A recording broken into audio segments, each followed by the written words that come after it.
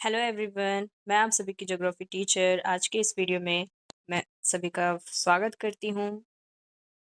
इस वीडियो में मैं लेकर के आई हूँ क्लास 6 का एनसीईआरटी भूगोल चैप्टर नंबर 1 का अभ्यास प्रश्नोत्तर जो होता है वो सौरमंडल में पृथ्वी का अभ्यास प्रश्नोत्तर यानी कि क्वेश्चंस एंड आंसर जो कि हमारी किताब में दिए गए हैं।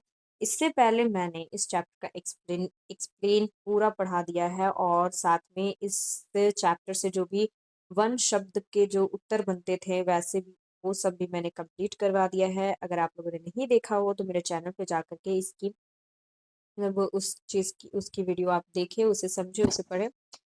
एंड आज हम करेंगे इसका अभ्यास प्रश्नोत्तर सौरमंडल में पृथ्वी का। तो आई होप कि आप सभी को ये पसंद आया हो और अगर आपने पिछले वीडियो भी मेरा देखा होगा तो आप सभी को समझ में आया हो। और वीडियो को लाइक और सब्सक्राइब करें। सब्सक्राइब करना ना भूलें क्योंकि अगर आप सब्सक्राइब करते हैं तो इससे रिलेटेड जितने भी यानी जियो से रिलेटेड, ज्योग्राफी से रिलेटेड जितने भी सब्जेक्ट चैप्टर्स होंगे वो सारे अलग सभी क्लासेस के मैं नोट्स, वीडियोस, स्टडी वीडियोस इसमें अपलोड करने वाली हूँ। अगर आपको पसंद आए तो उसे लाइक करें, सब्सक्राइब करें ताकि ताकि इसकी जो भी पहली नोटिफिकेशन होगी मेरी अपलोड करने के बाद वो आप तक पहुँचे। तो चलिए शुरू करते हैं। पहला है प्रश्न कि निम्नलिखित प्रश्नों के उत्तर संक्षेप में दीजिए। हमें उत्तर जो है इसका संक्षेप में देना है। तो पहला प्रश्न है, ग्रह और तारों में क्या अंतर है?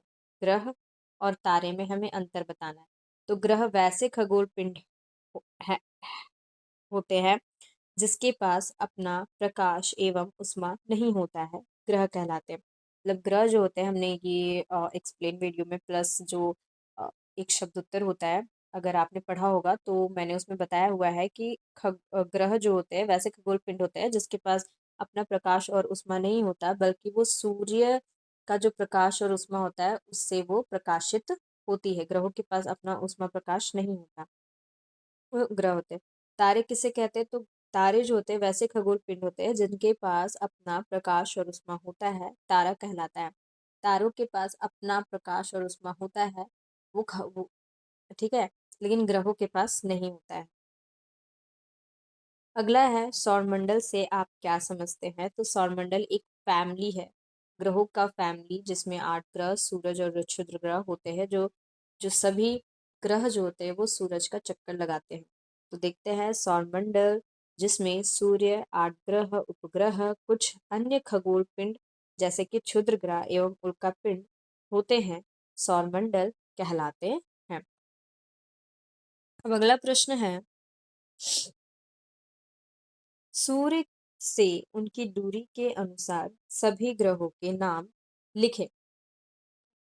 मतलब सूर्य के बाद जितने ग्रह है, 8 ग्रह है और सूर्य की दूरी के हिसाब से मतलब सबसे पहले सूर्य के नजदीक कौन है, फिर उसके बाद कौन, उसके बाद कौन सा ग्रह, उसके बाद कौन सा ग्रह, इस अनुसार हमें नंबरिंग करते हुए लिखना है कि फर्स्ट में कौन ग्रह है, सेकंड में कौन ग्रह। तो वही बोला है कि दूरी के अनुसार सभी ग्रहों के नाम लिखना है।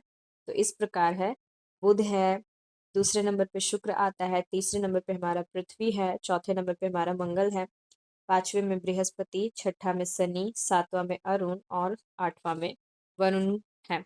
तो ये 8 ग्रह है जो कि पृथ्वी सॉरी सूरज के दूरी के अनुसार स्थित हैं। अब आगे हम पढ़ते हैं। चौथा क्वेश्चन पूछा जा रहा है, पृथ्वी को अद्भुत ग्रह क्यों कहा जाता है? तो ये भी हमने बताया हुआ था उस चैप्टर में कि पृथ्वी को अद्भुत ग्रह इसलिए कहा जाता है क्योंकि अन्य ग्रहों की अपेक्षा पृथ्वी पर जीवन के लिए सभी अनुकूल परिस्थितियां मौजूद है, जैसे पानी, हवा आदि। यानी जीवन के लिए, किसी भी जीव के लिए, जो जीवन के लिए जो आवश्यक तत्व होते हैं वो सारी चीजें हमारे पृथ्वी पे ही मौजूद है। पानी मौजूद है, हवा मौजूद है, एवरीथिंग जो क्लाइमेट्स होता है, एटमॉस्फेयर होता है, वो हमारे पृथ्वी पे ही मौजूद है। अन्य और ग्रह है जिसमें सभी चीजें मौजूद नहीं है, इसीलिए यही वजह है कि हमारे पृथ्वी को अद्भुत ग्रह कहा जाता है। फिर है पांचवा क्वेश्चन, हम हमेशा चंद्रमा का एक ही भाग को क्यों देख पाते हैं? तो हम चंद्रमा का एक ही भाग इसलिए देख पाते हैं क्योंकि यहाँ पे मैं बता देती हूँ, देखो आंसर लिखा हुआ है, मैंने पढ़ाया हुआ भी है कि जो चंद्रमा है वो पृथ्वी का चक्कर लगाने में टोटल 27 डेज लेती है, और 27 डेज लगभग सेम जो टाइमिंग होता है वो अपने अक्ष में भी घूमने में लगाती है। और यही वजह होता है कि हम चांद का केवल एक ही भाग देख पाते हैं, हम उसका पूरा हिस्सा नहीं देख पाते। ये कह रहा है कि चंद्रमा जो है पृथ्वी का एक चक्कर लगभग 27 दिनों में पूरा करता है। लगभग इतने ही समय लगता है चंद्रमा को अपने अक्ष पर एक चक्कर पूरा करने में। और यही कारण है हम हमेशा चंद्रमा के एक ही भाग को देख पाते हैं। और यही वजह है कि हम चंद्रमा का एक ही भाग देख पाते हैं, क्योंकि वो अपने अक्ष पर और पृथ्वी का जो चक्कर लगाती है वो उसका जो टाइमिंग है दोनों का 27 दिन ही है। अगला है ब्रह्मांड क्या है, यानी ब्रह्मांड हम किसे कहते हैं? तो बोला जा रहा है कि जिसका निर्माण लाखों आकाश गंगाओं के मिलने से होता है ब्रह्मांड कहते हैं। ब्रह्मांड बहुत ही विशाल होता है। हमने ये भी पढ़ा है कि जो आकाश गंगाएं होती है, आकाश गंगा हजारों लाखों करोड़ों तारों का एक समूह होता है, और उसी में हमारा सौरमंडल भी आता है, यानी हमारा जो सौरमंडल है वो आकाश गंगा का ही भाग है।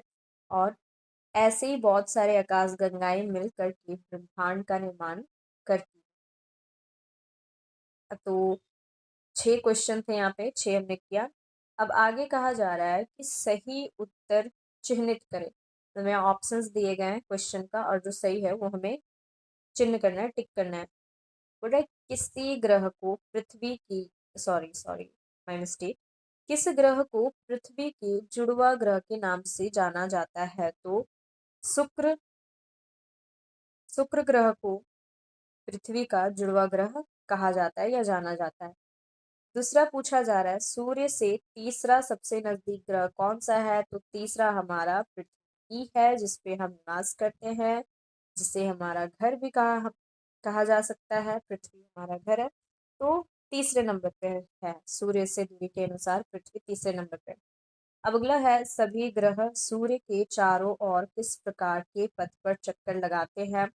तो जितने भी ग्रह है वो सूर्य के चारों ओर दीर्घ वृत्ताकार पथ में चक्कर लगाते हैं। दीर्घ वृत्ताकार मतलब वो पूरा सर्कल नहीं होता उनका जो रास्ता, दीर्घ वृत्ताकार जिसे ऐसे और लगभग ओवल शेप का होता है, और सन बीच में होता है, और बाकी ग्रह चक्कर लगाते हैं। इस तरह का पथ होता है दीर्घ वृत्ताकार, इसे इस तरह का शेप होता है। अगला प्रश्न है, ध्रुव तारे से किस दिशा का ज्ञान होता है? तो ध्रुव तारे से ऑलवेज उत्तर दिशा का ज्ञान होता है। पांचवा क्वेश्चन है, क्षुद्र ग्रह किन कक्षाओं के बीच में पाए जाते हैं? तो जो क्षुद्र ग्रह की पट्टी होती है वो मंगल और बृहस्पति ग्रहों के बीच में पाई जाती है। तीसरा नंबर जो कि खाली स्थान है, खाली स्थान है, यहाँ पे मैंने भरा हुआ है बट यहाँ खाली स्थान है। यहाँ पे, यहाँ पे, यहाँ पे, यहाँ पे, यहाँ पे, और पूछा जा रहा है कि खाली स्थान का एक समूह जो विभिन्न प्रतिरूपों का निर्माण करता है उसे खाली स्थान कहते हैं। तो तारा जो कि एक समूह जो विभिन्न प्रतिरूपों का निर्माण करता है उसे हम नक्षत्र मंडल कहते हैं। तारों की एक बहुत बड़ी प्रणाली को आकाशगंगा कहा जाता है। फिर यहाँ पे खाली स्थान, चंद्रमा पृथ्वी के सबसे करीब में है, और चंद्रमा हमारे पृथ्वी का उपग्रह भी है, प्राकृतिक उपग्रह। अब कहा जा रहा है, पृथ्वी सूर्य से तीसरा सबसे नजदीक ग्रह है। पांचवा, ग्रहों के पास अपनी उष्मा और प्रकाश नहीं होता है।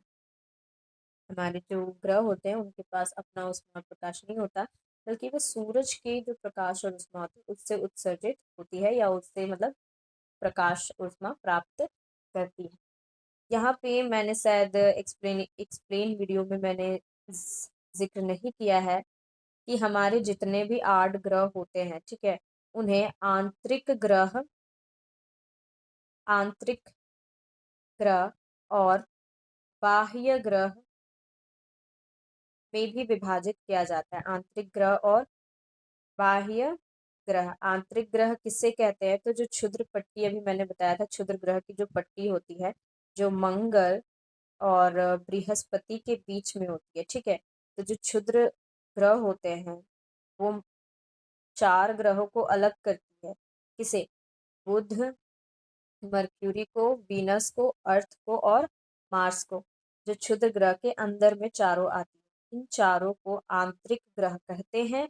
और जो क्षुद्र ग्रह के बाद में जो होती है बृहस्पति यानी जुपिटर, सैटर्न, यूरेनस और नेपच्यून, इन 4 ग्रहों को बाह्य ग्रह कहा जाता है।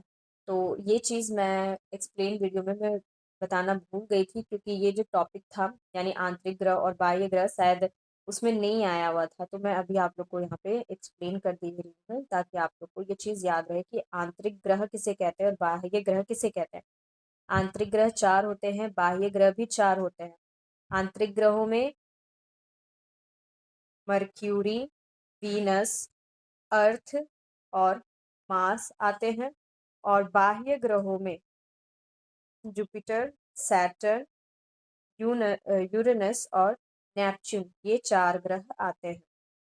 तो आई होप कि आप सभी को समझ में आ गया होगा ये आंतरिक ग्रह और बाह्य ग्रह, और प्लस जो मैंने ये अभ्यास प्रश्नोत्तर करवाया सौरमंडल में पृथ्वी का, आप सभी को समझ में आया हो, हेल्पफुल हो। अच्छे से समझिए, स्टडी करें और वीडियो को सब्सक्राइब करना ना भूलें, ताकि आपको नेक्स्ट जो भी इसके नेक्स्ट चैप्टर की जो भी वीडियो होगी, explain video and plus questions and answers, उसकी नोटिफिकेशन आपको सबसे पहले मिलेगी।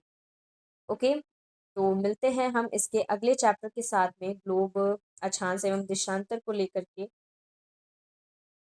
तब तक के लिए take care and thank you for watching.